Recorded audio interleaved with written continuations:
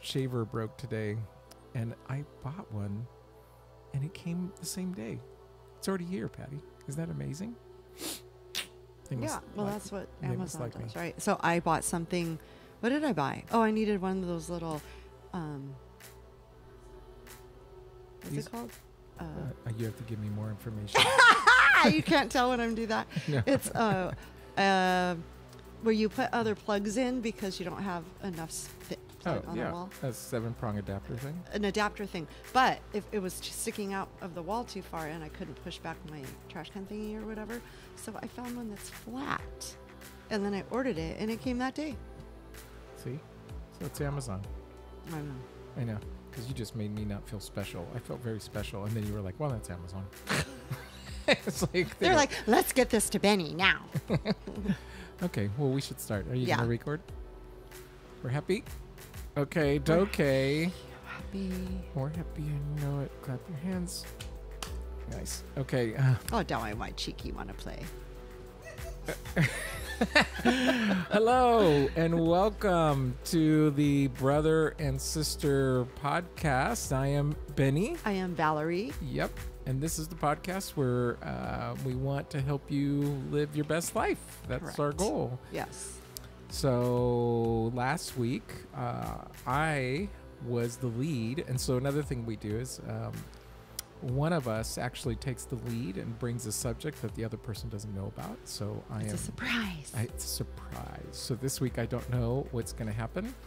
It's always actually a little nerve-wracking not to know. You would think I agree. I think you said that maybe episode 2 or something, that you're like, oh, or maybe it was 1, because you're like, oh, I'm kind of nervous, like when it's your turn to bring up the topic. And I was like, well, there's nothing to be nervous about. We're just chatting like we normally chat. But then every time I walk in and I don't know the topic, I'm like, oh my God, what's he going to ask me? Exactly. And it was both. Because I remember thinking in episode 1 that this was a good idea. And then we talked about that. Yeah. And then in episode 2, I think I was like, oh yeah, and now it's my turn. Yeah. But yeah, so we are here to hopefully bring something to your life. That's our goal. We don't want to just talk. Hopefully it's going to be something you can leave with. And so we're grateful that you're with us. So what's going on this week? So before we get to the subject. I did a lot of babysitting. I did a lot of watching Mazzy and Marley because, as you guys know, Nicole surprised Mazzy with Taylor Swift tickets. Mm-hmm. So while she was getting her and Mazzy all dolled up, I was kind of watching Marley because Marley's very, hands-on, wants to play, wants to actually put the dress on that they had on, that kind of stuff. So I just totally sidetracked her and played with her. And then the following day, Nicole had, I didn't babysit her. I went with her out to Irvine to drop Mazzy off because she was going with her dad, and he flew into the John Wayne Airport. So I just went with her and did that, and we went to South Coast Plaza. And then today I watched her because she had a dental appointment and another appointment right after that. And so it's just been fun. It's just been fun. And then it was really sad because I posted a picture of Marley and I at the park and tagged Nicole, and then she reshared it, and underneath it she wrote, "We're going to miss Nana when she goes back to work." And I was like, oh my God, I don't want to go back to work. When do you go back to work? Yesterday was 2 weeks. So 2 weeks from yesterday. Oh, okay. Yeah. We're actually recording this early because I'm sure when this airs, I will be back to work. Right. Yeah. I think this goes in sometime in October, I reckon. I don't know. We're asking Iggy. We forgot to mention Iggy, our sound guy. Thank you, Iggy, for being here again. Woohoo. Woohoo. Woohoo.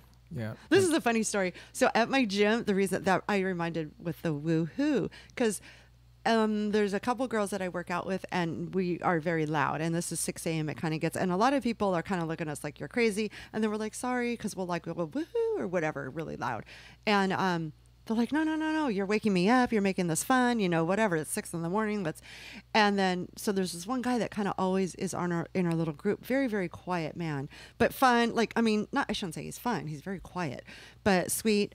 And so one day I looked at him and I go, just come on, woohoo it, woohoo, come on. And he goes, woohoo. And literally that loud. I was like, there you go. He missed the point tiny bit. He kind of missed the point. But then he even smiled like, that's all I got, Well, that's funny. Well, It reminds me of my dancing days. I used to dance very well in the chair. Oh, yes. But that was it. Yeah. And we've already talked about that. Yeah. But yeah, so I mean, in other words, I was very reserved in those kinds of things. Yeah. And what's weird is that I can be very obviously talkative, and I could certainly be loud. And I've talked in front of hundreds, if not thousands, of people at different times. But when I go to a party, man, I just don't. I'm really cool with sitting with one person, unless I'm like leading, for lack of a better word, the party, if that makes sense, like leading the games or doing whatever. I'm really cool with not, I don't know if the right word is standing out. I just being a wallflower. Yeah, Except if you've had a few drinks. If I've had a few drinks, that's a totally different animal. But thankfully, I never drink more than one drink per day. My God. So for years, I always told the kids, I said, I don't drink more than one because I don't want to overdo it. And Well, actually, sometimes I did do that quite a bit. Actually, I did that for a long time, but even then, it became like one drink in the afternoon, which meant, well, you can have another one in the evening. And so, yeah, and then it became, well, I finished it a good 10 minutes ago. Right. And I'm completely opposite, because now I've gotten to the place where I just don't like how I feel the next day.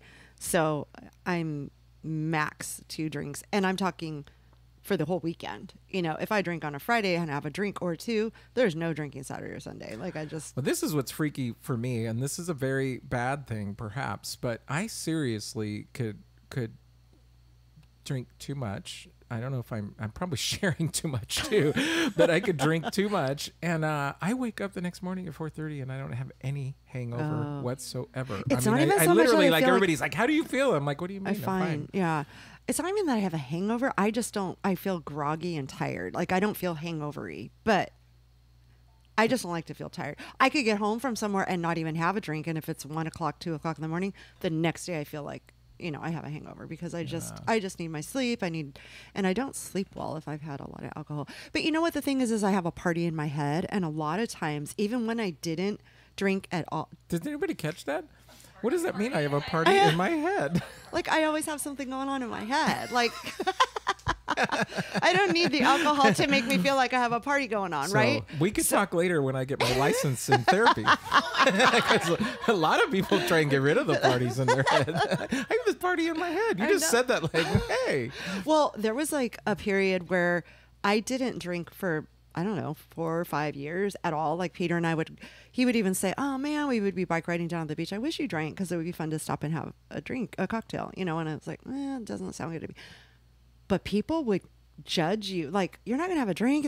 So I would order something short, like club soda, and make it look like it was a cocktail. And then just because I have the party in my head, people thought I was drunk. So I'm just like, I'll go with that. Wow. That's really interesting. I mean, I guess I've had pressure to, not pressure, but you feel weird when you Exactly. don't. And that's what it is. Everybody's drinking. You're not going to have a drink. Why aren't you going to have a drink? Just have one drink. I'm like, okay, I'll pretend like I'll have a drink and I'll get my club soda. Yeah. That's interesting, huh? Because how old were you? Because isn't that funny? How old was I? I was 50. Like I just restarted drinking when Nicole moved back from North Carolina. No, just kidding. So wait, but what's really interesting about that is that you, the peer pressure at 50, although you didn't drink, but I don't look 50, so. No, I'm just that's kidding. true. That's true. No, you don't look 50. No, but yeah, it was just, anyway, let's really got off on a tangent. I don't even know. Yeah, because most of the time we're really consistent and just stay focused on exactly one subject matter. But yeah, so that's what I did with my week, and it's been so much fun. Yeah, well, I didn't have my week was interesting, other than because I had for those of you that have been listening know that we went on a cruise and I was late. I started school on the cruise, so that was my particular quarter. So I had been behind on school, and so this week actually feels a little bit like. Other than the stress of waiting for something, it's I got home, I had to do tons of reading, tons of stuff, tons of homework, and immediately 2 papers. And on top of that, I was behind on my clients because I was gone so long, so everybody was meeting with me in the week. So it was a very busy week. And this week I caught up on my clients, and then I also have I don't have any big projects, so I kind of feel like it's this was like exhale. This was like a good week of kind of getting things done and feeling focused, and I'm finally on top of the school stuff, meaning I'm not I still am a little bit behind on reading, but not any work. So Yeah. yeah. So other than that, it's been good. And Patty and I got back to our normal date night. We usually try to go out to eat on Wednesday nights, and so we haven't done that in a while. So we got to do that. So Yeah. it was just nice. It felt like A normal week it again. felt like a normal week. Yeah. To some extent. So Good. all right. Well, what are you going to surprise me with? All right. Well, I'm going to surprise you with the fact that I thought it was your week. No, I'm Oh just my God. So let's talk about time management. I'm kidding. So this is something that you and I have talked about before, like not on the podcast, or maybe we did bring it up at one point, but you and I have talked about it just in conversation. So my thing that I want to talk about today is things that are out of control, like out of our control, things that we cannot control, but how we handle them. Because I truly believe that we can't control everything that's outside of us, but we can control how we handle things. We can Okay. control how we look at it. We control how we face it, if you will. And, well, before I get into what I was going to bring up on it, what are your thoughts on that? Like, do you feel like, what are your thoughts on that? Well, I mean, there are things that are out of your control. Last week we talked about the whole issue of I lost. The I didn't luggage. lose my luggage, but Yeah. the luggage was lost. Yeah. And you can only do so much to. I mean, it's out of my hands. I Exactly. can't find it. I can't go get it. So then I get to make a choice. Do I want to be totally ticked off at life and yell at the airlines and yell at every single person and whatever? Or do I want to enjoy this vacation? Right. And so that's like the option. But then the other thing is, that's kind of like an obvious one.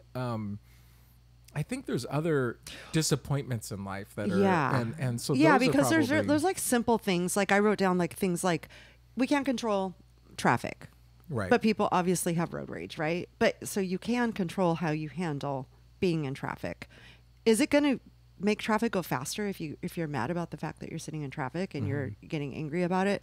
We can't control grocery prices.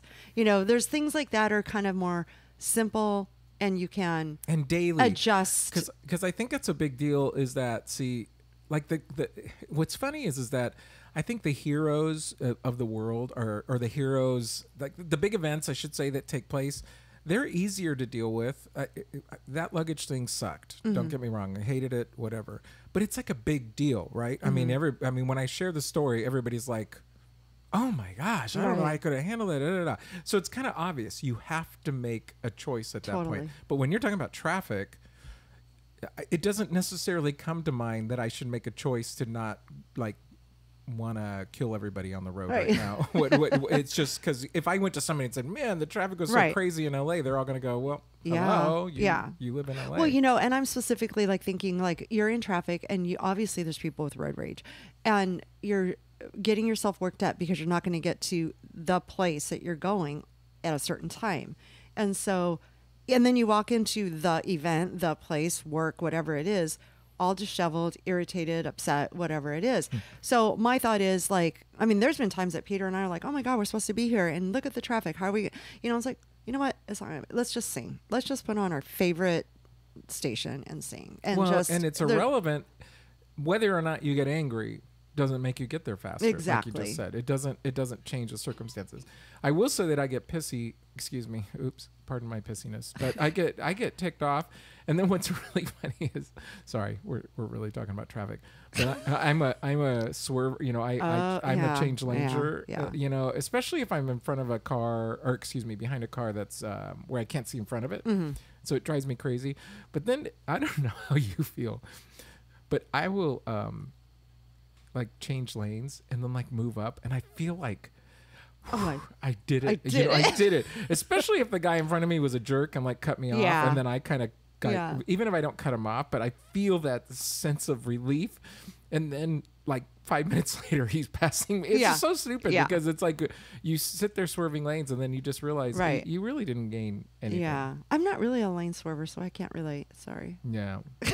Well, you were a lane swerver When I 30 you to years drive. ago when you should tell me to drive. I actually will if it's like putzing and everything's going faster. I will move over, but I don't necessarily keep going back and forth because I feel like in the end of the day you're going to match up. You know. Yeah. It's. Are you but- going to tell the story about swerving? You're not going to tell the story? You're not going to tell that story because it's really funny. I'm telling It is funny, but you should tell it because I don't tell stories very well. I forget. Okay, so I am just learning how to drive, and I asked Valerie if I could drive her home because she lived however far away, but we had to go on a freeway, and she goes, no. She goes, no, I want to be able to drive. I want to be able to get home. I want to make sure we get there. Da da da. I'm like, whatever. So we're going to her house. And the cars in front of us slow down really fast, and she has to turn to the next lane. And she looks over at me. She goes, "See, you couldn't have done that." It was so funny. She's like 17 or 18 or 18 or 19 or whatever. But it was so funny because it was like 19. But it's a funny thing about the whole thing. It wasn't even that big of a deal. No, it wasn't. It wasn't like slamming on the brakes. It was like 100 yards, and she's like, "See, you couldn't have done that." And then what's really funny is I'm looking up to my bigger sister. I'm like, "Ooh, I don't know if I could have. We would have been dead." News at 11. Okay. Oh my God. Okay. Anyway, we lost everybody. Yep. Okay. So these are the things I'm talking about. Like, okay, so now I'm talking about bigger things. Now, you know this, but I don't think a lot of our viewers or listeners or whatever know this, is that we lost our house in, I don't even know what year it is, but we lost our house about 8 years ago. Maybe it's been now, 6, 7, I don't know. There was a lot of time where I was very sad about it. And then I finally just said, okay, wait a minute. I'm like going to live in a life with my family in this house, in this home, and be depressed about what I just lost. And so I had to make the choice and control how I handled the situation. Now, handling the situation doesn't mean that you just wash your hands of it and walk away. Right. We did everything we could that we could possibly do to save the house. We, contacted different lenders and this and that and the other and what have you. And then at the end of the day, it was like, this isn't going to work. We're going to have to sell it. So, but after that decision was made, I had to make the choice to just move on and be okay with it. And Right. so those are things I'm kind of talking about because I feel like a lot of times you see people that they can't control a situation around them. And so they kind of get swallowed up in it, Right. and they don't move forward. They don't They move forward. don't find a way to understand that what they're doing is trying to change something that can't be changed because it is totally out of her control, like the suitcase situation and my house situation. And so nothing I could do was going to change it. Nothing, unless I got a job that paid me $500,000 a year. You know what I mean? So I just had to be okay with it. So. And then, other things like, okay, you getting laid off, like somebody can get laid off and are they going to they can't control that. They just got laid off. How are they going to handle that? How do we move on and let it go and control our own actions, reactions? Well, and I think there's other things that, I don't know if it's okay that I introduce other areas. Of course. So, because I think other areas where people can't control, and I, because of what I do and because of what I think of, one of the things or one area that I find that people get stuck is trying to control other people. Exactly. So they want, I don't know. They really want to have a close relationship with this person, whoever this person is, and they're doing everything they can to get that person to kind of come over to their side, or I don't know how you want to phrase that, and the person doesn't. Right. And or even a spouse, somebody who is quote unquote on your side. You already love them. And you want them to say woohoo and go really nuts, and they are just not woohooers. They're woohoo. Exactly. And so then it's kind of like, well, I want them. Or John Gottman talks about like bids for connection, and he talks about in relationship how the healthy relationships are ones where if I say, man, it's so beautiful outside, if Patty doesn't respond to that, even if she just says, I mean, I'm not saying she has to go look outside, Right. stare at it. She goes, oh, really? I mean, even just to say, oh, really? Yes. Is a way of receiving a bid for connection. Well, here's the thing is that a lot of times those aren't met, right? And I can't necessarily control that, but I Exactly. can control how I respond to it. And so, Sure. No, that's a very good point. And that's a really good example of something that you can't control, but we can also at that point figure out how to control how we handle it and communicate that void, if you will, because there's been many times that Peter will say something just like that, and I don't think that it required a response, right. but he's like, oh, you have nothing to say about that? And I'm like, oh, yeah. Or, whatever. I don't know I can't think of an example, so I don't know how to respond to it right now. But I'm like, oh, yeah. And so that's very true. Like if you let those things also dwell and or I should say well up and not communicate like, well, I just wanted to hear you say that, yes, the sky is blue. Yeah.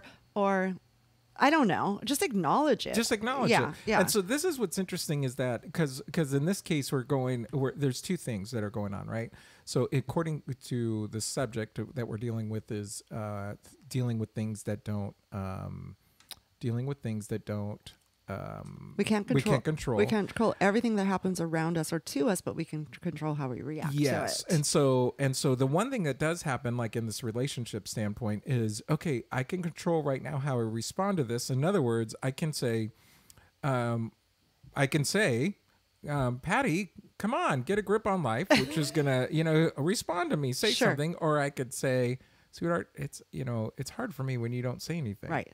And so it's like, in other words, I'm still going to deal with the situation, like you said earlier about the house. It's not like you just go, well, lost the house. Right. Or in my case, when with the luggage, it's not like I just go, oh, well, I'm just going to wait. I Right, mean, I 'cause you did the everything you appropriate could. things, Exactly. and now you wait. And Right. so in the relationship, you're going to do what you can, but then you cannot control how the other person responds. So, Right. No, and I think that's a good point because you could, and that is definitely a choice on how you control your reaction to her, or because your reaction to her is probably like, wow, she didn't say anything. Did she hear me? Does she not care that, I had something to say? Right. So you could get upset about it and like, wow, really? You're going to ignore me? Yeah. Or just go, Patty, it'd be nice if you just said, yeah, the sky's blue. I mean, yeah. And obviously, like the sky is blue is probably not going to offend me that she didn't respond. Right. But what might offend me is if I go, God, this paper's really hard. And then it just goes out into Exactly. the dark, and, Yeah. and she doesn't say anything. But and that I mean, this is kind of going off the topic a little bit, but that is also speaking a love language, because I personally don't need to hear somebody respond to me. If you said a statement, I don't need to hear something back. Do you know what I mean? Yeah, Do you know what I'm saying? I do, but I wonder if it's true, because my guess is that Peter does respond, and so you might not realize that you need it because he does it. So I wonder if he didn't.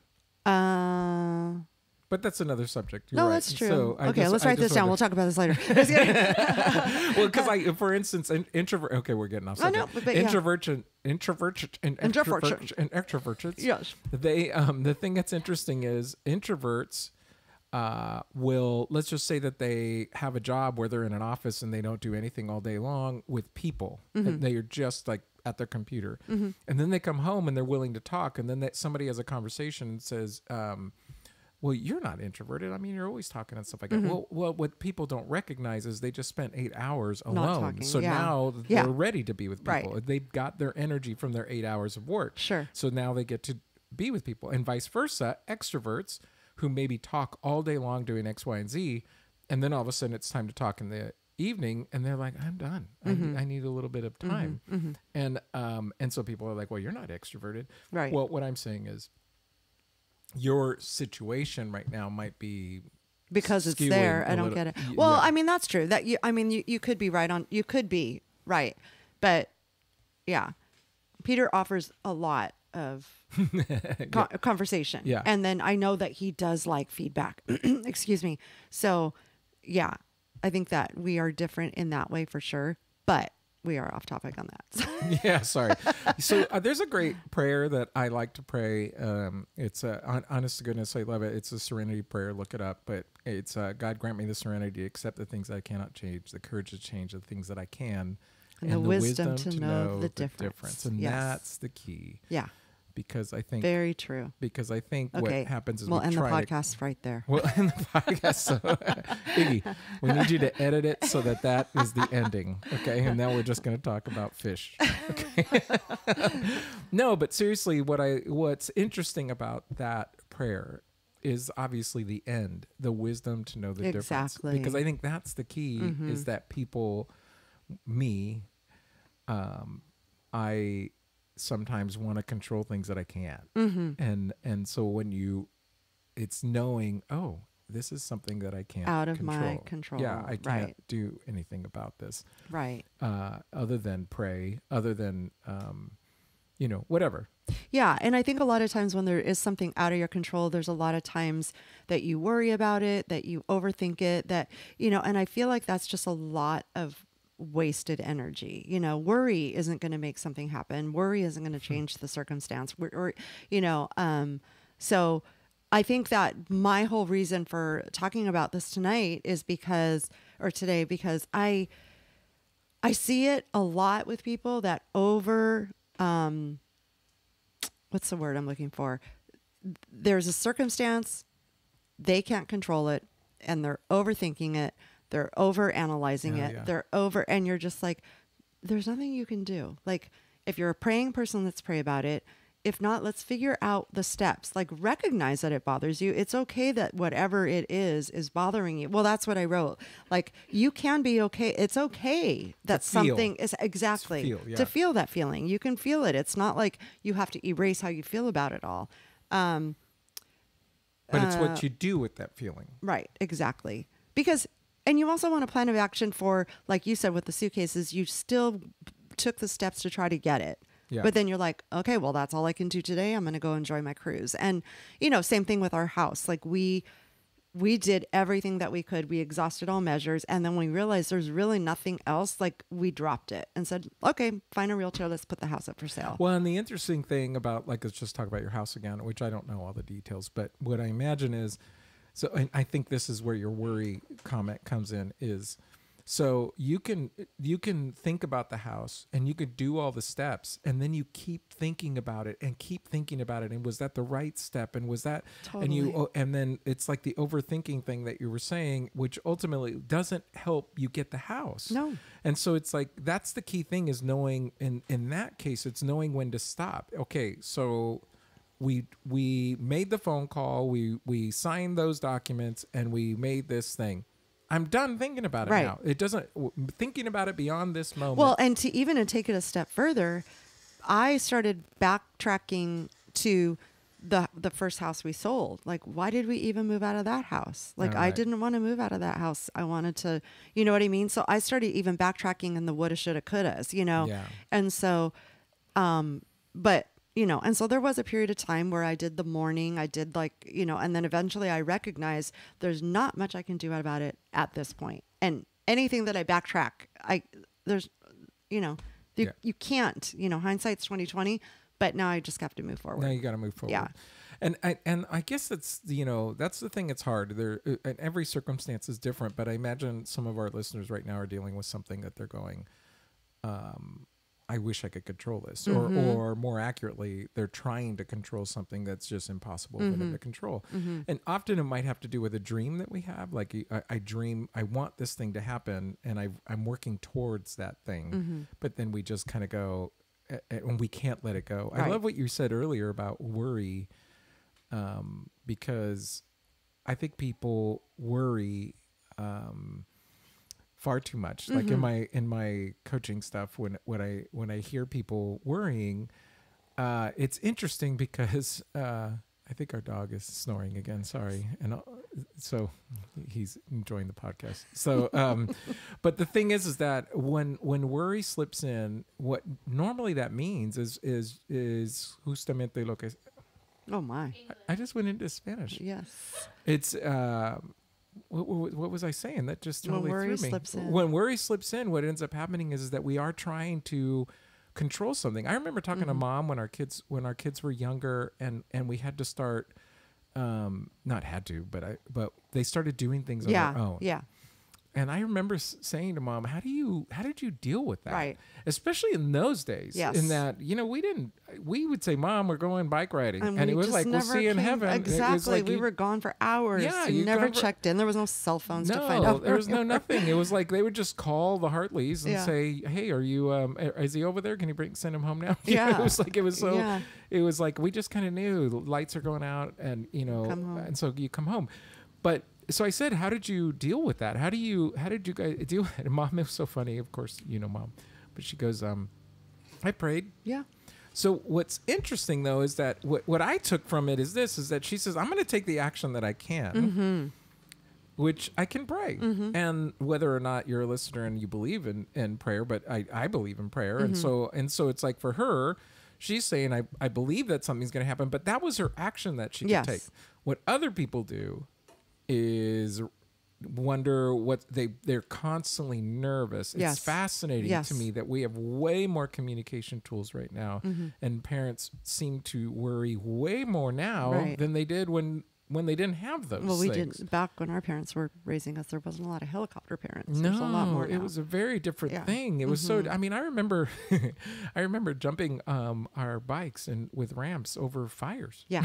I know. I mean, nobody really liked that we did that, but I mean, we did stupid things, Yeah. right? And Yeah. and you do what you do. And nowadays, everything is so protected, and I'm not making a judgment on whether they should be or shouldn't be. What I am saying though is that parents are just nervous all the time. Yeah. Yeah. And they don't want to let their kids go. They don't want to do that. And part of it is this idea that I want to control it. Exactly. I don't want to. And that's and that obviously just ties right into everything, is that you want to control all of that and you can't. So what can you do? Are you going to be the one that is constantly calling, 5 times, now where are you? Now where are you? Every 10 minutes, now where are you? Now where are you? Yeah. Assuming your kid has a cell phone or whatever. You got to figure out what you can do to control what goes on inside you, So to not overreact. this is so funny, but when Ashley went to college, we were living in Ecuador, and Ashley came to college here. And I remember she went to Christian school in Azusa, and my alma mater too. But it was funny because there was this parents weekend, and all the parents were in this meeting, and then they had us get in little groups, and they had us talk about how we're feeling about our kids going. And then this dad was there, and he was like, we're going to live so far away, and my daughter and my wife are so close, and we're not sure how it's going to work, and he was just really, really nervous for this situation. And I'm nodding, and then the other person says, and I was like, he says, I'm from Colorado. And then the other person is saying something similar, and the kid was living in their house. Oh, wow. So it wasn't even like, so it was like, I don't know what you're talking about. And then they came to me, and I go, and then I say, well, I'm nervous about that stuff, but I'm really grateful that she's got this opportunity, and da-da-da. And, they go, well, where do you live? And I go, Ecuador. And they go, Ecuador? Yes. And I'm like, oh my gosh, you have an hour and a half flight. Yeah. But why I think this is, why I'm bringing it up though, is that what ended up happening was, Ashley told me that daughter ended up leaving in the middle of school. Really? And going back to Colorado. Oh. And I think that goes to show a lot of it's part of parenting. Exactly. It's part of the parenting, because you could gotta say, let go and really let go. You know what I mean? You let them feel like they do have the independence. Not, how are you going to live without me? How am I going to live without Right. you? How are you? I think our kids, one of my daughters is here, so she could either nod her head or not. But I think we raised our kids intentionally. We were very intentional to say, and I would do this with Patty, but we would talk about, hey, I want this decision to affect how they're going to be adults. Exactly. Not this decision to affect how it's going to make our house peaceful right now. It's Right. like, what are we going to do to prepare them for living outside of the house. And so for me, that was a big deal. That was a really, really big deal. What was funny about Ashley is that we decided we were not going to contact her more than once a week because we were like, we wanted to have her independent. She was irritated with you. She was. She ended up like saying, well, you guys can contact me more than that. And she goes, my friends are getting contacts from their parents all the time. You don't love me. It was kind of funny because then we were like, oh, well, okay. And then I think Patty at that point funny. had a direct line. Yeah. It was like, all right, if you're good with it. But anyway, we totally derailed. Didn't I we? know. Gosh, every time. That's okay. We feel like we do that a lot. But it's still the same thing. Like, you definitely took control how you reacted to her going to college in another country. And, you know, thankfully she did go to a college where she did have family around. Yes. When needed. When needed. She did. And but at the same time she did find a family there on campus, yes. clearly. But yeah, there was many times. I think I went running with her one day when she had a run thing at her school, and obviously you guys were in Ecuador. I'll go run with her. Yeah. And then she came to the beach with us one time, so it was nice. And Stephanie did a couple things. I think there was one time when she was sick, and Stephanie actually went out there and took her food and took her stuff. It was really sweet. Our sister, if you don't know who Stephanie is. So. So I mean, people, the family being here was obviously super, super helpful. But I think the real issue here, according to what we're trying to talk about is it's so easy to want to take control of things that you can't take control of. Exactly. And it's not about not acting. I think that's the thing. I'm afraid that people might listen and think that we're saying don't do anything. That's not what no, and that was part of my notes, is that you have to have a plan of action for something, but after you've exhausted all measures, you got to take a back seat and just let the chips fall where they may, and understand that. I mean, maybe this is maybe this is supposed to happen for a reason. I mean, I kind of always feel like that, but you don't want to eat yourself up. You don't want to ruin today for something that you cannot control, that is completely and totally out of your control. You don't want to ruin. I mean, honestly, stress plays a huge role on our health. And you don't want to sabotage your life that you're actually living for trying to take control of something that you cannot take control of. And it's not just your health. I mean, I guess this might go without saying, but it's not just your health. It ends up affecting your family. For sure. And your family system and the relationships. 100%. And even if you think you're holding it in, like even if you think I'm controlling this, the fact is it affects the way a house feels. Absolutely. I find that it's weird but you can walk into a room and you can, even at work, at certain workplaces, you can sense, you can sense either the tension or the freedom, and you feel like this is a place that I could call home. This is fun. This is a great place. We churches are like that. We try to create a church where people could come, and we say "Ven como tú eres," which is come as you are. And the idea was we want people to have this like.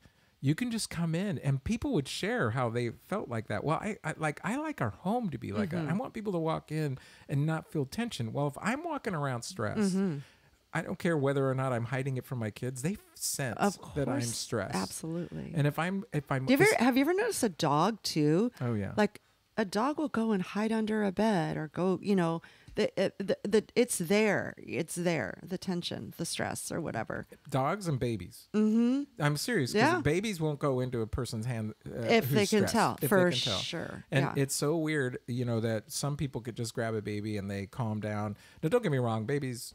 Well, yeah, are babies. But no, you can tell when they're not comfortable in it, when the person's stressful enough. Nicole was the first baby that I ever held. Yeah. For real. Yeah. Because I felt so, and I was, how old was I? How old were you? How old are you? I was 22 when I had her. How old? So you were 4 years younger than me. So I'm 18. So I was 18 the first time I ever held a baby. I mean, I think I held him like, kind of like in the movies where you hold them out like in football, because I was like, yeah, that's neat. Okay, you can have them. But it was Nicole was the first baby that I ever truly really held. Held and loved. And I used to go see Nicole and Dustin later, all the time. Yeah.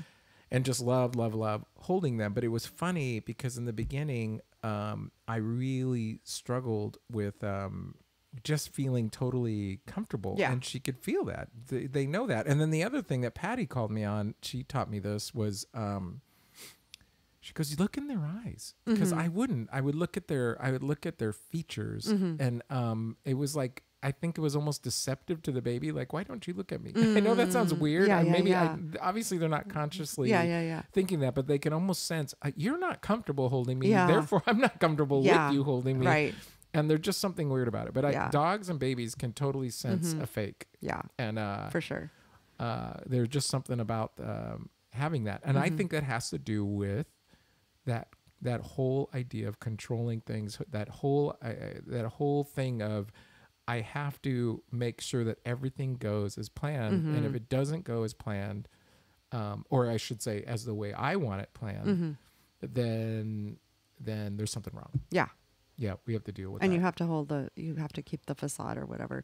And then you break, and then the family breaks. Yeah. Well, because of the I worry mean- thing, I think I love what you said about worry, Yeah. because worry is a great way to summarize it. Because I think a lot of people worry, where am I going to get my money? Where am I going to get this? What about, for college students, where am I going to get a job? For people that are in a career and they're wondering if they're going to keep it because of AI and so many other things, right? What am I going to do? And clearly we should be doing things to try and build ourselves up, be better, grow, and then if it's the case that you need to look for a career and you need to study and you need to do things, and go for it. Right. So I'm not saying just, watch Netflix, Right. but I am saying that sitting and really just ruminating in that is not going to be healthy for you, and it's not going to change the circumstance. Exactly. And like you said, I think that's a huge key point, is that when you don't just try to control, it just sounds so weird to say control, but try to control how you react to something, and you're letting it eat you up and you're letting it fester.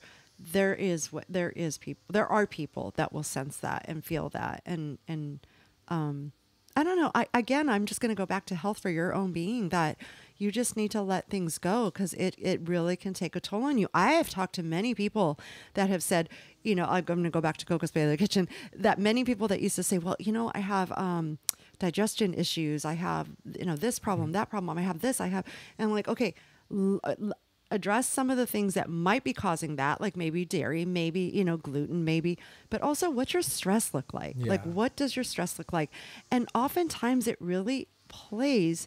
I mean, there was a time, this is like real quick, I'll share this story. There was a time I didn't know where Dustin was. I thought he was still out with friends. And I remember, this is back when he was probably 15, 14. And I remember looking at Nicole, and she was on the computer on MySpace or whatever. And I go, I don't know where Dustin is. Can you, on through your MySpace thing, find out where he was? And she does. They say, we dropped him off a long time ago. And I was like, no, I'm sorry. We dropped him off. And we're like, he's not home. And so the reason I'm bringing this up is because from the moment that I didn't know where he was until I actually found out where he was, I know this is TMI, but I had diarrhea. Like, I was sick to my stomach. Yeah. And so then finally Nicole looks up at me and goes, did you ever check his room? And I go, no, because his curfew was midnight and it's like 10:30. There's no way he's going to be home, but okay, I'll go look. And then sure enough, I open his door and there he is, sound asleep. He came home way earlier. And so it didn't occur to me that he would come home earlier than his curfew, Yeah, exactly. What kid does But, that? but no, that's Trinity. what I'm saying. Stress is like, Yeah, Trinity too. I actually said that. I go Trinity. yeah. But no, stress. I mean, that was a stressful moment for me for 30 minutes. And imagine if you're stressing about something for months or what have you, Years, their yeah, whole life. years. Exactly. Because it's really a pattern that has to be broken, because the truth is that if that's your personality, it's something that, you might need to seek therapy for it. But, but the truth is that you're telling yourself a story that everything ends poorly. Yeah, exactly. And so it's like, and it's fascinating to me too, because these same people often are able to find the negative in everything. Absolutely. They're always, it's Yeah. like, oh my gosh, I won tickets to Taylor Swift. Oh yeah, but you don't know the It's traffic. gonna be and, so there's gonna be so loud. many people. It's Yeah. really loud. You're probably gonna trip on the stairs. Yeah. And so it's like, but they're always looking for some Yeah. way to show you how this is a dangerous, bad situation. And you know what? The truth is, it's not very fun to be around that. And then the second thing is, it's not good if that's your life. I mean, you're living in that, and the stress that creates for the household is just not fun, not happy. And it's honestly, you're teaching it to your kids. You are, because how you react and do things is what they see. You know, you can. And so they're going to one of two things are going to happen, right? They're either going to do the same thing you do, or they're going to rebel from what you really want them to be, and they're going to go swing a totally different direction. Because they're going to be like, I do not want anything to do with that.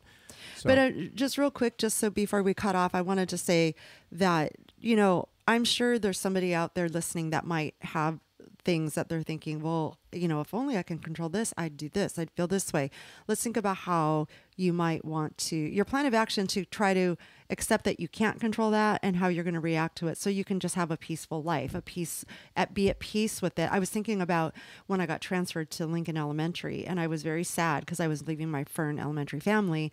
And I did take the plan of action, contact the district and say, how do I stay at Fern? You know, what can I do? You know, and I did over a week's course of time communicating with how I can stay there. Ends up I can't. So I'm like, okay, got to go to Lincoln. I'm going to look at the bright side. That's where I went to school. My mom lives right down the street. I'm going to meet her for coffee every morning before I go to school.